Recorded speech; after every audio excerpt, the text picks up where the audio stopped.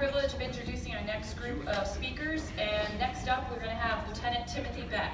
And I want to just congratulate him. He was just commissioned in 2018, and he's already volunteered and submitted a proposal to present to us. So I encourage everybody in the room, think about that. We're all doing great things, and submit a proposal to present. So Lieutenant Beck was commissioned in 2018.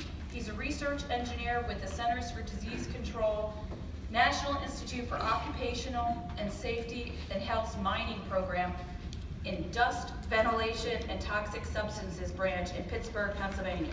Tim received his Bachelor's of Science in Mining Engineering from the University of Missouri-Rolla and his Master's of Public Health in Environmental and Occupational Health from the University of Pittsburgh.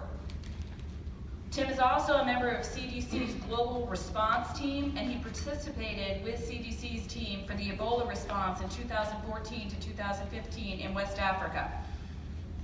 Tim evaluated the local health clinics and transportation terminals, educated health workers and responders in the prevention and control of communicable diseases, and he took part in the decontamination of 2 hospital facilities while he was in Sierra Leone. Currently, Tim is working to mitigate the risks of mine disaster by measuring and controlling explosive dust, coal dust, generated during mining activities. Lieutenant Beck?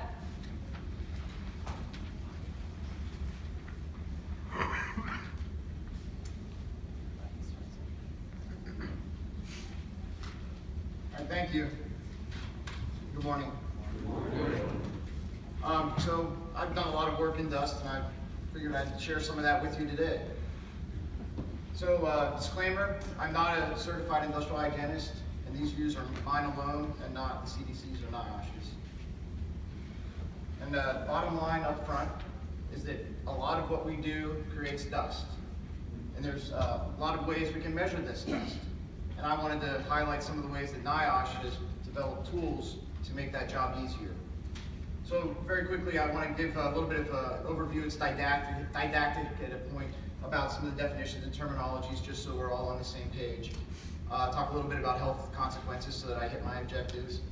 And then I like to play with the instruments, so I brought some with me so you can put your hands on them and pass them around and see how they respond to different inputs. And then I'll talk a little bit about NIOSH's efforts. So dust is not everything in the air. Everything in the air is considered an aerosol. And that's a stable suspension, not static, it's dynamic, but we can describe it using Stokes' laws, Brownian motion. And so dust is just one of many types of things in the air. So you have your mists that are caused by a splash of water, and we create a mist. You have your smokes from burning, of course, combustion. You have your fumes, which welding fume is probably the most common that you're aware of. And then you have bioaerosols, kind of like what you would see in a BSL-4 lab, potentially. And then uniquely, we have fibers, which are especially hazardous because of their aspect ratio, which involves the length and the width. So what creates dust? Pretty much anything you do that ends with ing. So a verb, anything that you impart some sort of energy or exert some force on something, you're going to create small particles. And so we have cutting, drilling, crushing, grinding, pretty much sanding, whatever you do that is like an activity that you would just consider to be hard. And the World Health Organization has created a not all exhaustive list, but a list of what they consider to be dusty occupations of concern. And so mining is number 1, which is the field I've been working in. Stone working, a lot of the countertop makers, there's a lot of exposure there. Foundries, and it goes on. Pretty much anything that's an industrial process, a manufacturing process. So I wanted to highlight just a few instances. These are just observations that we've made over the years. Stone cutting. You can apply all of your controls with water and wetting, and you can still create a considerable cloud just by imparting that energy into that stone, because it's very hard work. Cutting and sawing. This individual, in 2 minutes, was overexposed to silica dust. And so he's doing that for an 8-hour shift. He's getting a tremendous dose of silica. Luckily, in the picture, he's wearing a mask, but if there's many people that are doing this without any PPE. And then you've got a lot of drilling work. not just for mining, but also for civil construction and highway building. And you may say, well, there's a cab, that driller, he's protected. You see a shovel there, he has a helper who has to clear the cuttings away as he's progressing. That person's standing just outside of camera view, breathing this dust. Anytime you move material at a cement plant, anything like that, you move a powder, it likes to come up into the air and it stays in the air. One interesting thing that you don't maybe think about is just even a road milling operation. It doesn't look like much, but that's still a considerable exposure that this man's getting. And then, my last photo is just vehicle movement. We all know about that on gravel roads, dirt roads. You drive by and you just see a cloud of dust, a rooster tail behind the car, and that's a considerable amount of dust. So there's a dust in this cloud is not just one size dust. There's many types of dust in this cloud. You have your larger particles that'll fall out very quickly. You have small particles that'll stay in the air very long. And we need to know about the size so that we can talk about the health effects. So you have there's three sizes of dust. You have inhalable dust, which is the stuff that is the largest. You have your thoracic dust, and then you have respirable dust. I'm going to go over this very quickly. You're not going to be experts at this, but at least you can speak the language and you understand where this is going to be affecting somebody. So inhalable dust, according to ACGIH, has a D50, a 50 medium cut point of 100 microns. They consider that to be pretty much total dust. That's all the dust in the air, because anything bigger is not a dust. It's going to be falling out like a particle of sand. And those get lodged in your naropharyngeal region of your head, and your mucociliary clearance brings them out. You've probably blown your nose and had some disgusting things in it, and that's what that is. So then you have your smaller particles, which are your thoracic dusts, and those will have a 50 median of 10 microns. So you're getting smaller, they're getting deeper into your lungs, into your bronchial regions. And those are also cleared by mucociliary clearances. And then you get into your smallest particles. We call them respirable dusts. And those are median of 4 microns. There's some discussion, 3.5 microns or 4 microns. It doesn't matter. It's all small, and it's all hazardous. And those deposit deepest in your lungs in the alveolar region, or the tracheobronchial regions.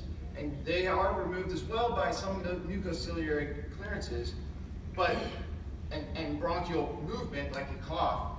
But most of it is, once it gets into your the sacs, air sacs, it actually is phagocytosis, which is a biological process where the body reacts and scars, and that's what causes a lot of the lung damage.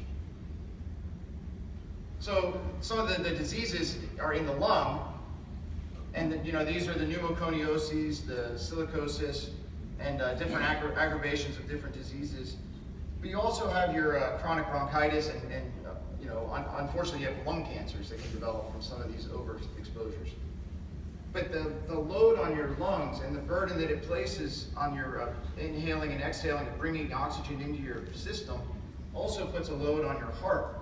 And the heart then responds through a bunch of also negative health effects like hypertension, ischemic heart disease, atherosclerosis, cardiac arrhythmias, irregular heartbeat, heart attacks, and then even stroke. And so there's really, once you get pneumoconiosis or silicosis, there are no cures. All you're doing at this point is you're treating the symptoms and preventing complications and further advancement of the disease. There is a lung transplant, which we do monitor at NIOSH, and it has increased quite a bit recently, and that bodes well for technology and medical advancements, but it's also only has a very low 5-year survival rate. So speaking of dust, it doesn't take much to create an overexposure atmosphere. If you think about the 80,000, they say there are 80,000 or 100,000 people in the Roman Colosseum. You would only need about a quarter cup, what you could keep in your hand, put that in the air, And every person, if you kept it in the air for 8 hours, every person in that Coliseum would be overexposed to silica dust, to the OSHA standard of silica dust. And that's significant. And this is dust you won't even see. You're not going to be able to see that dust because it's so fine and so dispersed. So how do we measure such low concentrations of dust? Well, we have these different instruments if you want to start sharing them. We have gravimetric or time-weighted samplers, which I have a picture in they're the black in my photo here. And what they are is they collect the material on a filter, which you then have weighed after the fact. And then you have instantaneous, which usually uses some sort of electronic method to infer the dust concentration. We typically have light scattering instruments, or nephelometers. I'm trying to put as many weird words in here as I can to make my life difficult. And they're typically used in engineering evaluations so that you can have a very quick reading of what's out there and move on to the next place. And these are the tools that I'm going to share, and I don't know if you are aware of these, but I'd like you to be aware, because you might be able to use these in some exercises. So gravimetric, the pro is that it's very high accurate over a very large dust concentration. So you can get in a very, very dusty atmosphere, and you can still measure very, very low dust levels. It's not fooled by the environment, and the material, if it's on the filter, it's on the filter. It doesn't matter what it looks like, its shape, its chemical composition. And then it also allows us to do further analysis, where we can send this off to a lab or do it internally, where we can look at it under a microscope, we can look at some composition analysis. The problem is it's expensive, and it takes a high precision lab to do this work. The lab has to be at 68 degrees plus or minus 1 degree, has to be 47 degrees, or 47% relative humidity, and that's a very hard environment to maintain. And very few people actually can do that. And you also have a lot of filters involved, and filters aren't cheap either. Just the raw filters could be $20 just for one sample. And then the delay in the analysis. That's the biggest problem really with this approach, is that you're going to have to wait maybe a week for the shipping for it to come back and get a number of what that person was exposed to. Well, that's not very relevant because they may not even remember what they did that day. You need to have some timeliness to this.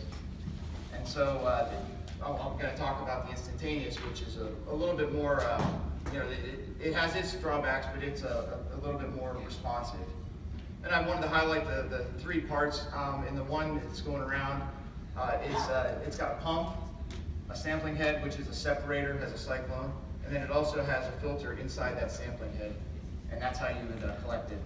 And you see how somebody would wear that attached to the lapel. And so there's another monitor going around. It's a personal data RAM. It doesn't make any sense. The name has been morphed over many years because the RAM was a unit that it was Thermo developed. It was MIE actually before Thermo bought them. They developed this in the 80s, and it's a light scattering instrument, and it was a real-time aerosol monitor, RAM, and it was a big box, and they continued to miniaturize this, and then they made a data RAM, which was half the size. And now they have a personal one, which you can put on your belt, and you can wear it all day, you can put it out somewhere, and it weighs 8 ounces, and you can take it anywhere you need it to go. And it's great for locating dust sources, because you may not always know where the dust is coming from. Some are very straightforward, but in some very complicated environments, you may not exactly know where the dust is coming from or where it's going. And so this lets you track it back. It's very cost effective once you have the instrument. The instrument's about $5,000. And so once you have that, you're not spending every time to get another analysis done. And one of the disadvantages to this is that it can be biased a lot by moisture in the air. If you have any kind of water vapor, the light hits that and sees it as a dust particle. And so you're going to get a very high reading when it's not true. And then not only moisture, but also the type of particle. If you're working with a silica dust, which is shiny usually like a sand, it's not going to read it the same as maybe a coal particle, where it absorbs the light. And these are also, this instrument specifically, it doesn't have any size separator on it. And so the dust that goes in it is any dust that's in the air. And so the problem with that is, it may measure stuff that is not in the respirable range or in the health relevant range. And so you can get fooled by that. And you can't take anything out of this and send it off for a further analysis. And that has its limitations when you're worried about the composition of the dust. And then one last issue with it is that you could have coincidence where two particles are in line, the light beam hits it, sees one particle, and now you don't have the full effect. You don't actually know what the true concentration is because it stopped reading because it said, I only read one dust particle. So you need size separation to get to the health relevant sizes. And so we have an inhalable dust sampler, and this is from Zephon International. Other companies make them. We have some from TSI, SKC. These are just the manufacturers. And then we have a thoracic and then a respirable. The respirable is going around with you. So some of the efforts that NIOSH is doing is we're trying to inform work practices so that people can improve and reduce their exposures. And so we're working on advancing the timeliness of the reporting and the feedback. We're giving feedback directly to the employees. We're giving feedback to the industrial hygienists. We're looking to improve the results and make them more accurate. And then we also are looking for the components in the dust and recognizing them and learning more about them so that we can share that information in areas where people may not be even aware that there is a respirable hazard in their material. So 4 of the research areas that we're working on is the continuous personal dust monitor, which is going around. I apologize, the battery is dead, so it's not running, but it's a developed tool that we have. We've worked with some helmet cam, body cam monitoring, video aided monitoring, connecting your activities with your exposures. And then some of the end of shift stuff where we can take it in our own office and give you an analysis of the composition rather than having to package it up and send it off. And this is going to be a great tool for some of the more silica-based, silica sand, some of those occupations where they don't know, exactly what they've got every day because the composition changes maybe from 0% silica to 100% silica.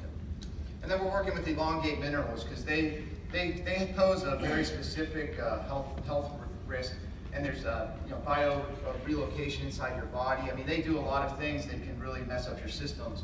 And so they're especially hazardous, and they're very hard to measure. And so we're working on advancing those. So the personal dust monitor, as I said, was going around, and I have a short video showing the principle of operation. It has a TOM. TOM stands for tapered element oscillating microbalance. And so this is the standard tool that EPA uses for atmospheric monitoring, environmental monitoring. And so what you have on the tip of this oscillating element is a filter. Air is drawn through it, dust collects on it, it changes the frequency of oscillation. You have a Hall sensor outside of it measuring the frequency, and now you can say, well, the frequency goes down, the mass is going up. This is usually it's the size of a briefcase or larger. They've miniaturized it. It's not as small as we'd like, but it's felt wearable. And actually, it's now been mandated by the Mine Safety and Health Administration for wear by all regulated occupations in coal mines. So in every coal mine, you probably have 10 or 12 of these being worn underground at any time. These are not cheap. $14,000 to start with. We buy them when we buy a service, a 3-year, $1,000 a year service package. So it's $17,000 each time you purchase one of them. So every mine owning, they can't own just 10, they have to own 20 because they have to have some for all their other shifts while the other ones are on charge. And so you're talking a considerable amount of money that they're having to spend to do this. But they've adopted it by law, they have to, but they've also used this information. Now it's like driving with a speedometer. Before they were driving without any speedometer, just working. Now they can look down at their belt and see a number. And it says, I'm going to be overexposed, projected to be overexposed by the end of the day. And so they can look down there and change a work practice. Some of these are very simple. They've worked in these mines long enough. They know where the dust is generated. They take one step back, and that changes. It can, that can take that's the difference between compliance and non-compliance. And so we have a 99% compliance rate at this point. It's kind of making my job tough to justify my work, but that's still a great win. It's incredible. So the other thing we've done is we're trying to identify the sources of some of these exposures. And so we have a helmet cam, or a body cam, and we have monitors these people will wear. And they'll walk around doing different tasks. This is at they're changing filters in a bag house, or in a cartridge filters in a dust collector. And you can see in the graph at the bottom is the reading. And so it spikes, and we can then go back and we say, well, that's the activity of interest. What can we do to that? So it kind of focuses our efforts so that we're not just looking at this employee and not knowing where to work. And so we can use it as a training tool, because now that person can't deny that they did that. They were there. And they can, it's not any blaming, but it's just, you were here, what can we do differently? Because they know the job. They've been doing this job for 20, 30 years. They know how to do it better, and maybe they just didn't know that it was a problem. So then the other things we do at NIOSH Mining, we have some fairly advanced equipment to do different compositional analysis and look at particles under varying levels of microscopy. And so 2 particles are especially hazardous, the crystalline silicas particles and then the elongated fibers. And so we have an XRD machine to do some chemical and structural analysis of the mineral. We put it through there, it'll tell us what kind of crystallography it has. We have a scanning electron microscope, energy dispersive X-ray spectroscopy, and that tells you a little bit about your shape and your composition, a little bit of composition. And then transmission electron microscopy gives you a lot more about the shape of the chemical and the crystallographic information. And then I'll talk about this in a second, is the Fourier transform infrared spectroscopy. And that is using math to do a lot of very advanced analysis by curve fitting. And so you get some chemical spectrum signal by running a laser through some material, and it gives you a registered signal, and you get a curve, and you say, what does this curve look like? And different elements have different emissivities, and so you can match the different frequencies and make it work out. And so this is the basis for this tool. And so we can estimate your silica exposure within 2 minutes at the end of your shift. So you bring back a filter from a sample that you took during the course of your day, you drop it in the machine, and then we look at the chemical signature, and we say, that looks like 20% silica, that's a problem. Or it's no silica detected, you can go on. And so that's a field analysis of silica tool. I'm not personally developing that, but that's a tool that I use when I go out into the field. And then another thing we're working on is the elongate minerals. And so we have collected bulk samples from around the country, and they look like the picture on the left, and they're fibrotic, and it just not, you can tell they don't look very healthy. They look pretty scary.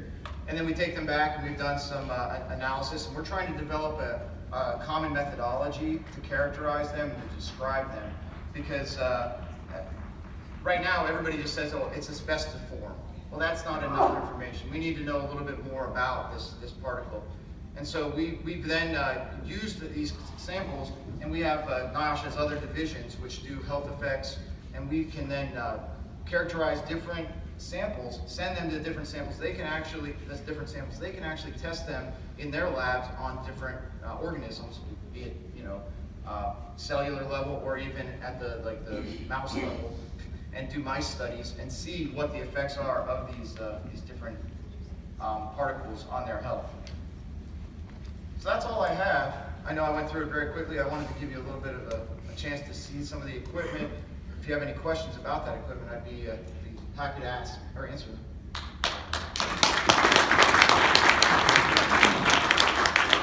Yes? Thank you for a very nice presentation about from FDA. I have a question about, not about the equipment, but the math.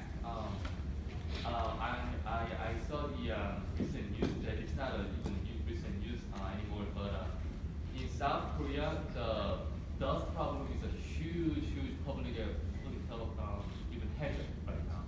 So they can't even see the sun in the sky because of they call it like micro dust, or they say even micro size dust filling the sky. And then people wearing a mask all the time. And then the severity of the problem is that right now, even the U.S. Army stationed in South Korea, they are now authorized to wear masks. I didn't even know that wearing the uniform, you can't wear the mask, but then they break the rule, and then they allow officers wearing the mask because like they are exposed to such amount of dust. So I am curious about your research or your partner research if they are studying about the mask, protection mask. Yeah, they actually at our same location in Pittsburgh, we have the National Personal Protective Technology Laboratory, and we certify every mask that has a NIOSH stamp on it. So 3M, North, any of them you see, they go through our lab and we test them for effectiveness. The issue I see, and my parents just traveled to China and they were worried about that, and they called me and they said, what should I wear? Because they saw the fashion masks and the things like that, and those are not effective. You need something that's N95 or more, and those don't look faint. They don't look as nice, and that was their issues. They didn't want to wear something that just made them look like a weirdo. Everybody else just wears like an operator mask, a surgeon's mask, and those aren't effective.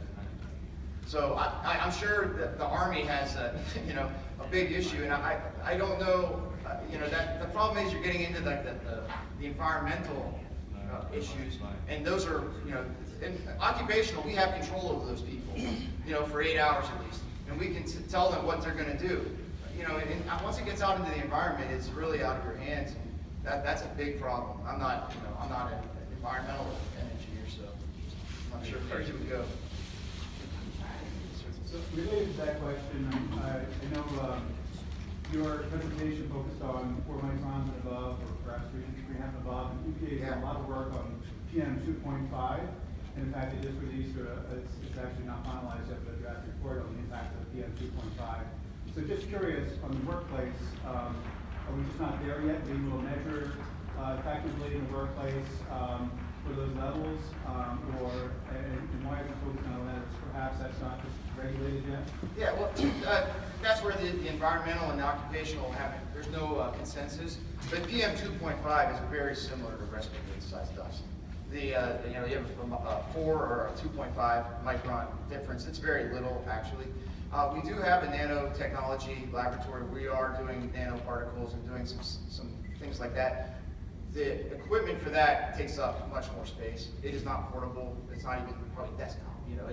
It's the size of small machines, and so you can't put that on a belt and actually tell. So we do our any kind of like sub-micron work on a filter that we've already collected under a microscope.